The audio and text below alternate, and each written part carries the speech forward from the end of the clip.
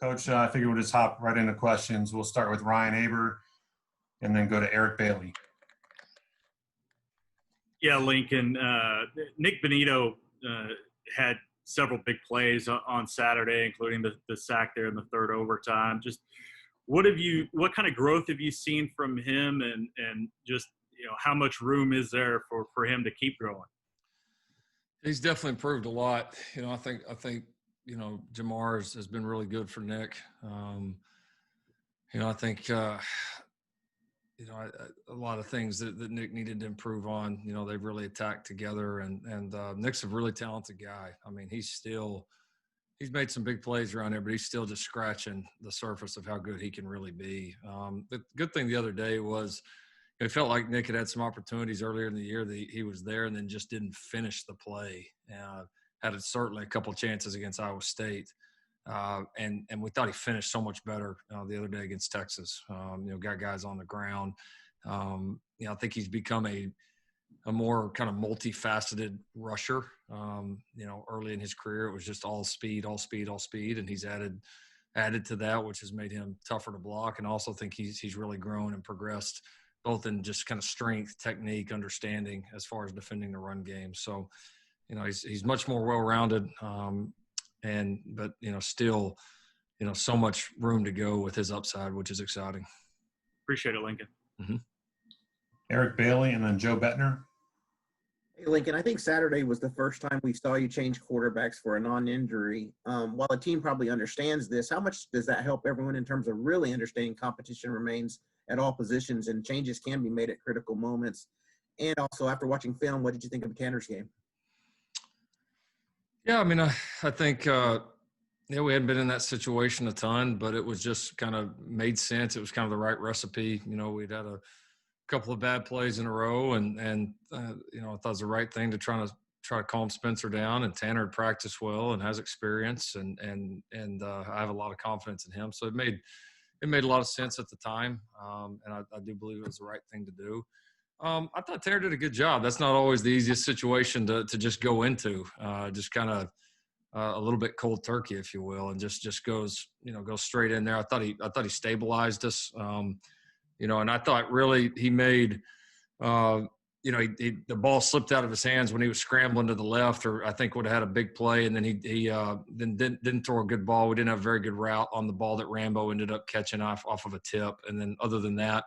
I thought he played pretty well, got us driving, and had we not fumbled, looked like we had a chance to go 2 for 2 there on those drives. Thanks, Lincoln. Mm-hmm. Joe Bettner and then Jason Kersey. Lincoln, to kind of go off that, did you always intend to bring Spencer back in, or do you feel like if Tanner got, the hot hand that he would have rode that game out? Yeah, I'd never make, those decisions in the, as far as kind of what I'm going to do down the line. I think, just kind of looking at the situation as it was, and it made the most sense to put Tanner in. And then, halftime I had a chance to kind of reevaluate it, and, felt like the right thing was to get Spencer back in there. I felt like he'd handled it well and was ready to go. But certainly not, when I put Tanner in, I'm not thinking, well, I'm just going to put Tanner in for a series, or, well, I'm going to put Tanner in the whole game. I mean, I think in the moment making the best decision you can, and then you just take the new information you have and just continue to keep making the best decisions for the team. Thank you. Mm-hmm. Jason Kersey and Bob Prisbillo. Yeah, Lincoln, I know we asked you about this yesterday, but since the Big 12 has now acknowledged the clock error, I'm wondering if you had a chance to talk to Greg about that, and if you got any explanation on how that happened, because I think a lot of us on the outside are trying to figure out how they even came up with the number 636. It's just very confusing. Yeah, no, it is. I mean, Greg gave me a heads up that they were going to put out that statement yesterday afternoon, which was a classy move by him. I mean, Greg's been great. I mean, he's fantastic to communicate with. They're battling. Like I said, nobody wants to hear it right now for players or officials, but our officials, there's a lot of challenges with COVID as well. They're having to mix crews, travel issues. I mean, it's difficult for everybody, not just the players and the coaches and the fans. So. And Greg's been very transparent about that, and owns mistakes and holds his guys accountable and continues to push to get them better, just like we're trying to do with our team. So Yeah, as far as how it happened, haven't got into that with him yet. We normally visit here a little bit closer to the end of the week, so we'll talk through it. I don't have a great explanation right now, though. Bob Prisbillo and John Hoover. Lincoln, Ryan brought up Nick. I want to bring up David Guebu, someone who really had a nice performance Saturday. What's that transition been like for him moving inside? Is he about where you need him to be now? He's really progressed. We almost moved him to inside backer. We were going to before spring ball started, and then Benito got hurt in the spring. I mean, it wasn't anything serious, but he was going to have to miss some, a decent amount of spring. So then we moved him back, to that rush spot. And then just as the year kind of unfolded and as we talked more about it, we thought those guys had had chances to be two of our better players. We didn't really want them stacked up at the same position and, young players that you think have some upside. And obviously, we felt like we needed some of the depth and experience that David had from playing in a year and some of that talent in the inside linebacker room. So we've always thought he had a skill set that could potentially fit there. And he's done a good job handling it. Coach Odom's done a really nice job bringing him along in a short time. He reminds me – they're different types of players, but there's a lot of similarities to him and Kenneth in that, Kenneth's first year or two here, you could tell he was going to be really good at the position, but you could also tell that he hadn't played it and was kind of learning on the fly. And I think there's been some of that with David, but David has really progressed nicely to the point where, we're very confident with him being in the game, making plays. And I think a game like that will do nothing but, boost his confidence. Hopefully he continues to progress and play well. John Hoover and then James Hale. Hey, Lincoln, you mentioned yesterday kind of taking baby steps, and I guess Saturday as well. Winning a game like this is obviously one of those big baby steps, but I'm wondering in regards to the fourth quarter, the leads that the other team overcomes, are you able to design segments of practice where you can actually work on being better in crunch time, like mental drills or something like that? Or is this just a case of, hey guys, here are the plays I want you to run. Now just execute them better? Yeah, no, certainly. I mean, that's you certainly, design practice to put them in there. I mean, most teams were not much different, do, loads of 2-minute drill. Most teams, it's a little more difficult to do this in the season. It's a little bit more of a camp in spring, but you work, 4-minute offense and defense where, you're trying to, either run out the clock offensively, use as much as you can. Defense is obviously, being a little bit more aggressive, trying to get stops. And like I said, I think for us, it just comes down to making plays. I mean, we had a lot of opportunities defensively on those last couple of drives to make plays, and we didn't do it. We had obviously a couple of chances offensively, especially the 2 third down plays on the last 2 drives that we just, we botched that should have both been not just first downs, but big plays. And so you got to make those plays then. And but I do think we'll take a lot of confidence from how we played in the overtime periods because we played some of our best ball on both sides, during those overtimes. So something we got to grow with. We've been in those situations. We certainly got to do better. All right, thank you. We'll go to James Hale and then Dean Blevins. Lincoln, over the last 2 years against Texas, you've been able to pass rush them really well. You had 9 2 years ago, 6 this year. Against other teams, it's been a little bit hit and miss. What do you think about your pass rush right now, and why so much success against Texas? Yeah, I mean, I think our pass rush the majority of the year has been pretty decent. I mean, Iowa State got the ball out pretty quick. I mean, like I said, I don't know that Brock against us threw the ball more than 15, 20 yards down the field, maybe once or twice. I mean, they just got the ball out quick, and we didn't do a good enough job getting them on the ground. Texas, I thought we covered pretty well, which, caused Sam to have to hang on to the ball, and our guys were active and played well. And so, pressure and all that is kind of twofold. I mean, it's you got to cover well enough to give those guys time to get there. And then when you do, they got to get there. So you got to play in sync. And we certainly played more in sync for the majority of this game. Thanks. Mm-hmm. Dean Blevins and then Brandon Drum. Yeah, Lincoln, wondering about wide receiver, because at times it looks like all these recruits come in and you just got a bevy of guys out there. And then all of a sudden you get down to a game like Texas and Drake is out there the entire game. What's the picture short and long term here for the wide receiver position? Yeah, it's been an interesting position this year. You know, we've had through these first 3 games where we've had just so many guys out, and it's been the people that have been available. I mean, we've had several that haven't been available for any of the games, but then we've also had throughout these games, a guy available for 1 or 2 of them and not the others. And it's been, other than the Z position, it's been a little bit of musical chairs, honestly. And so we've had to kind of make it work with what we've had.